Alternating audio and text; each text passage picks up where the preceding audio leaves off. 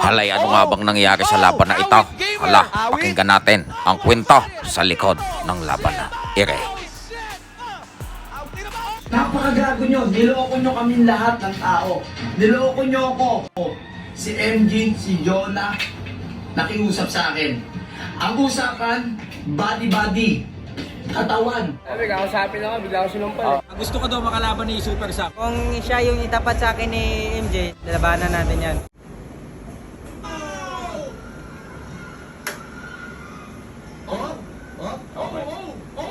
Alright.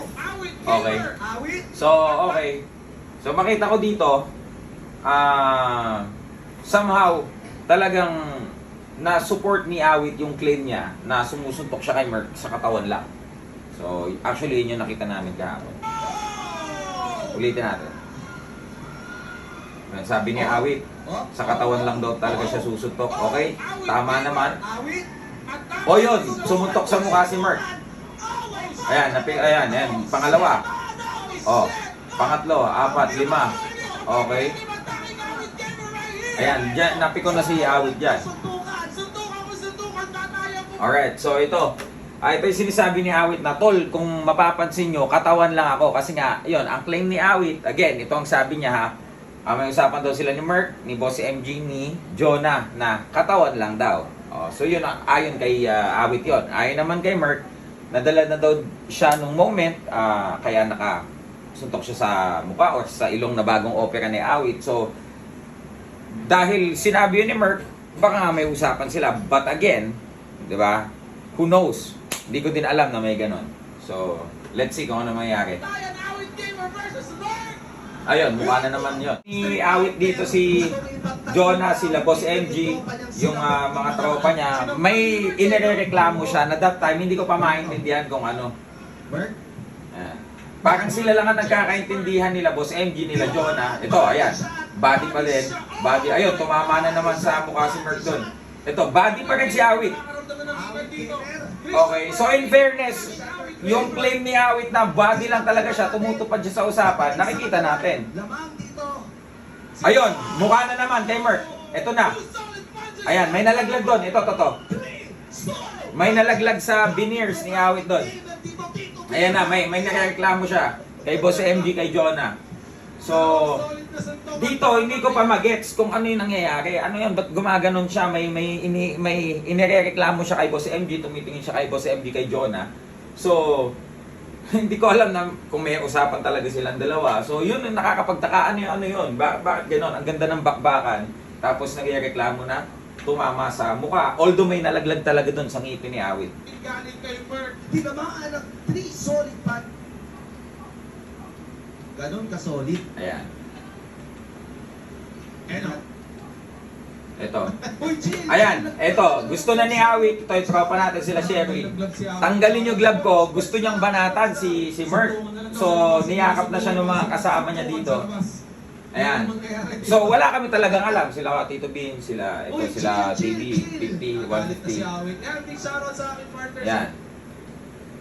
So, ito. Ayan nga, kinocontain pa rin siya. Ayan.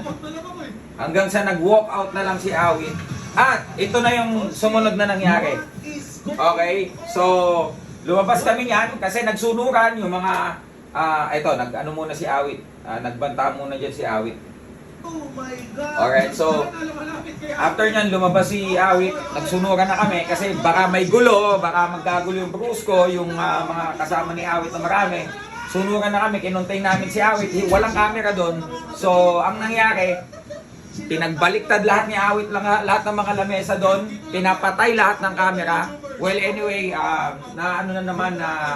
ito, patayin yung walang camera, sabi ni Jonah. Ayan, so, umalis yung cameraman. So, ang nangyari mga kaibigan, ito pong si Jonah at si Awit, nagtalo na sa labas.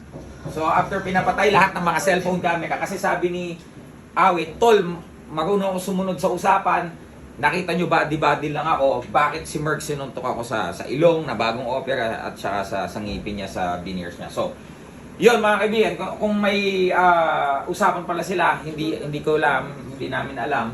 And si Merc naman, nasabi niya na dala siya dun sa moment ng ng laban. Well, anyway, I thought nag-aayos na sila kasi after this, nag-abrasa naman na sila, nag-sorry yung bawat isa. So, hindi natin alam kung saan pa mapupunta to. I'm sure haba pa rin to. But anyway, BOTY lang makakagawa niyan. So, BOTY, again, BOTY family, Boss MG, congratulations sa success ng event. Abangan nyo yung next season. Peace.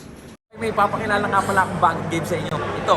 Halay, ito nga pala mga idol, ang una game.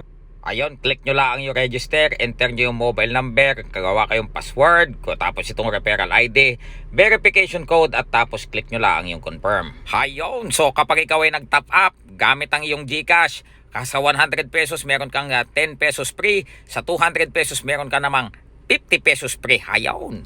Ayan, so sa iyong pag-cash in gamit ang iyong GCash, meron ka dyang mga daily bonus. Ayan o, nakikita nyo. Pagkatapos, syempre sa 100 may plus 10, 200 plus 50, etc. etc.